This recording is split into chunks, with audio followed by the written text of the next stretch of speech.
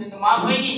না মাফ হওয়ার কারণে 350 বছর পরে আল্লাহর কাছে ফরিয়াদ করেছে, আল্লাহ ওই যে তোমার আরশে আজিমের কাছে তোমার নামের সাথে একটা নাম আছে মুহাম্মাদুর, সবাই বলি মুহাম্মাদুর রাসূলুল্লাহ, আল্লাহ তোমার নামের সামনে যে নামটা আছে মুহাম্মাদুর রাসূলুল্লাহ, ওই নামের খাতিরে আল্লাহ তুমি যে আমার মাফ করে দাও, তার মনে হয় মাফ হয়ে যাব। আল্লাহ সাথে সাথে এলান করে জানাই দিলেন যে আদম 350 বছর পরে তুই আমার কাছে মাফ চেয়ে নবীর ওসিলায় আমি সাথে সাথে তোর দোয়া কবুল করে নিলাম। সুবহানাল্লাহ। কবুল করে নিয়ে আল্লাহ পাক এখনো পর্যন্ত ওই সময় পর্যন্ত কিন্তু দুনিয়া অন্ধকার ছিল, সূর্য উঠি নাই।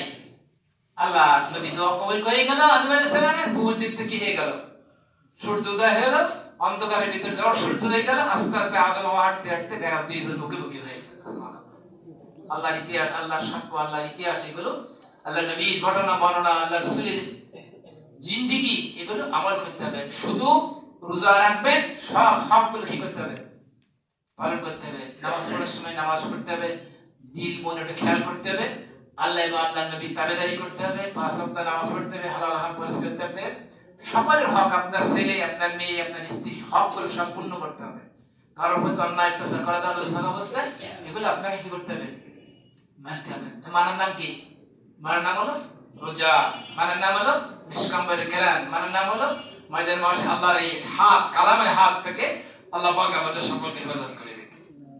এজন্যই দিন দুনিয়া হলো খরচে জিন্দেগি, এখানে আমরা বেশি দিন থাকবো, থাকা যাবে না। দেখা যায় তারা মারা গেছে, দেখা যায় তাদের কি হাড় নষ্ট হয়ে গেছে, পা নষ্ট হয়ে গেছে, খলি নেই, চোখ মুখ সব বর্ত হয়ে গেছে, কিন্তু দেখবেন আমি এইগুলো সব কিন্তু আছে হাড় গোড়, কিন্তু আপনার অস্তিত্ব নাই। কিন্তু যে রুহু, যে আত্মাটা, এটা কিন্তু বিলীন হয় না। দুনিয়ার মানুষের সাথে, দেহের সাথে রুহ আত্মা সম্পর্ক, কবরে গিয়ে রুহর সাথে আপনার দেহের সাথে সম্পর্ক নাই। পরকালে যখন আপনি উঠবেন, সেখানে আপনার রুহ এবং আত্মার সাথে সম্পর্ক হয়ে ওখানে গিয়ে আপনি হাসর ময়দান বিচার আসার হওয়ার পরে আপনি জান্নাত জাহান্নাম ফয়সালা হয়ে যাবেন। এজন্য ভাই দোস্ত বুজুর্গ, অনেক কিছু আমরা শুনি বুঝি, কিন্তু আমল করতে পারি না। আল্লাহ পাক আমাদের সকলকে সহিভাবে আমল করার তৌফিক দান করুন, সবাই বলি আমিন।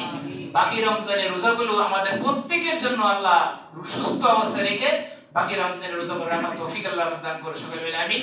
লাইলাতুল কদর আসছে, সেখানে